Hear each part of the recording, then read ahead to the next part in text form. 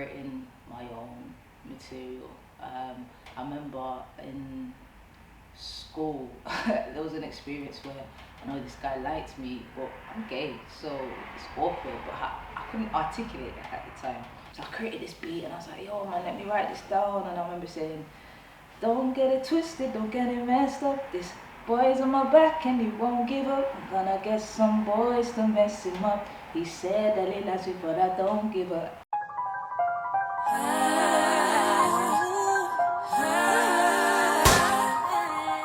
I'm Natalie. I go by Nappa. That's my artist name. I'm based in Birmingham, and today we are here in Getty Salon. This is where I come to do my hair every time, and I've grown up since I've been in Birmingham. This is where I've come to do my hair. Where Getty was based originally, she was down at my brother's barber, and my dad and my brother always used to go there, and used to be called Biggs back then. And then she had like a little space in the back, and then obviously one thing led to another, to be fair, and then before I knew it, yeah, boom, got my hairdresser for life. Everybody knows me for my hair in a sense. Everywhere I go, it's, "Your hair's sick, your hair's all slick, this is the place." Honestly. Getty's very creative, Salon as well, very creative. It was Getty that first started doing my hair, and Salon came in later. But I'll just say, Getty, do your thing, and she'll do this, and then and I personally don't care for hair. This is why I come here, because if that was the case, I'll do it myself, innit? But I'm like, yeah, I just need my hair doing, and you're the person, I trust you with it, and so I come here and Getty deals with me. So she will always advise me and what it is that I need, people. It was through Getty I kind of realised I got good hair. I didn't really care for it. I was always that tomboy, scrape it up, boom, and I'm good to go. But it's through Getty. It's like, "Yo, you got good hair." And then obviously people compliment me and stuff like that. I'm like, "Oh, is it? Oh, okay, safe. Whatever, just do your thing." But yeah, that's my hair routine. Getty, literally. This is my go-to because it's low maintenance. So as you said, gym session, yeah, I do gym, but not with my hair. I'm not doing that, not every morning. Culturally, it was a bit of a shock for me because I'm from a smaller town, Derby, and there's not much black people there. So I came here and it was just like, whoa, okay, seeing people that are more like me, but they expected me to be like more ghetto or this and that, and I was like, okay, this is interesting. But I was fascinated by it all because I've always wanted to embrace more of my culture with my people, and just kind of being around them, I just felt more at home, so to speak. And that's when they realized, "Oh, Nappa, you can sing. I used to come into college and to say, "Oh, look, check this song out. Like, I've written this song last night. Listen to this." I remember like a group of them would just sit there listening to me sing, and it was mad. I had like a little fan base, and that really built up my confidence growing up throughout college. And yeah, they introduced me to the clubs, and later on I came out the closet, and yeah, this is home, and this is where I think I want to say Nappa was born. I believe at 18 I went to America for a few months, and the intention was to actually live out there. I remember going to sleep and hearing gunshots out my window, like, yeah, different. So again, being out there for those few months I was out there, I definitely got in touch with myself more, and came back to the UK. I think my mum was just really scared that I was in such a place. And I come back and I said, "Mum, I'm gay." Now my mum's Jamaican, obviously, and she's not been exposed to anything like that. So for her, it was like a shock to what does she do with that information? And from very early I've learned to empathize. And so I I was questioning everything at this point, and I went down this rabbit hole doing research as to where it came from, and then trying to understand it and trying to make sense of what I'm feeling and why do I feel so discontented, like why I felt so conflicted, and again, like kind of put on a back burner because of my sexuality. You're not worthy of love of your mother. You're not worthy of love again now from somebody because of this thing. And I was like, this is really tough, and I didn't know how to. Again, I guess I didn't really process it. I had to navigate through that as well. I had to understand what it was because it's new to me. I've never seen it. There was no one of influence in my life that was an example of what I was or what I am. So it was new to me, and I think I just took the time out, and this is why I believe I was God-led, because I felt like I didn't feel the pressure of anybody. I just felt that I'm just slowly navigating through the steps of what this is, and I felt like I was carried in a way. So yeah.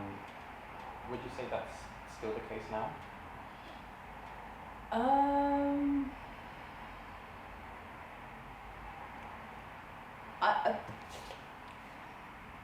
I spoke to somebody at work the other day, and obviously he learned of my sexuality. He was like, "Oh, you lot are toxic," and I get why he said it. I get why he said it, because there's a lot of brokenness, I want to say, in the community, but that's not to say it's because of their sexuality. Sometimes their sexuality is a result of something that they've possibly gone through. Now, I am again grateful for my upbringing, and again this is where my culture comes into things, because it's kept me grounded. So is even when I was coming out to my mum, and I respected that space, and I kept myself grounded enough to understand and process things. I'm just fascinated. Star fruit. What you say, bossy?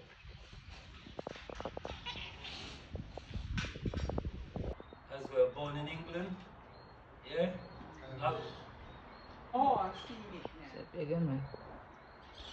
My nan passed, and the family went out there just to kind of breathe, I guess. And I went out there and I said, "Mum, I'm coming, man. I could do with this holiday." And I went out there and I didn't know what to expect. But my God, I felt like I was at home. Like I said, the community. I remember going to swim, me and my brother, and I was like, "Bryce, I'm not used to all these creatures around me.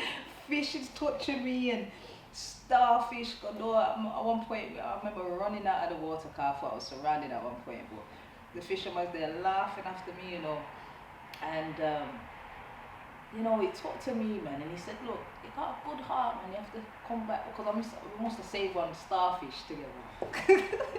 Crazy. I think it was on the side, and fisherman must have asked me. He said, "Yo, how did that get there?" And I said, "I don't know, So I said, "Come, man, let's deal with it." And here's me, starfish police. What's going on? So I said to the woman who's sitting by it, I said, "Did you pull it here?" And she said, "Oh yeah, I'm gonna take it home, blah blah blah, as a souvenir." And I said, "Okay, well, I'm sorry, I'm gonna have to put that back in the sea." And the man just looked at me like, "Oh, you're something else, And it's because I felt, I don't know. I love animals anyway, but it's just like, respect the land, man. Let something live, and that's just the community there. That's what most of my life. Look after the place. You know what I mean? Even the poorest guy there is always getting fed by a neighbour, something like that. It's a beautiful place to be, and I absolutely loved it, and I can't wait to go back. Yes, I'm gonna miss you.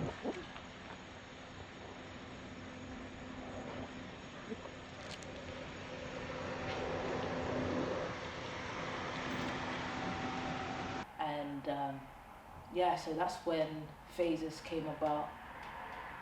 I think it gave me peace as well, writing it. Again, that's what music has been for me, just getting it off my chest and just getting it out.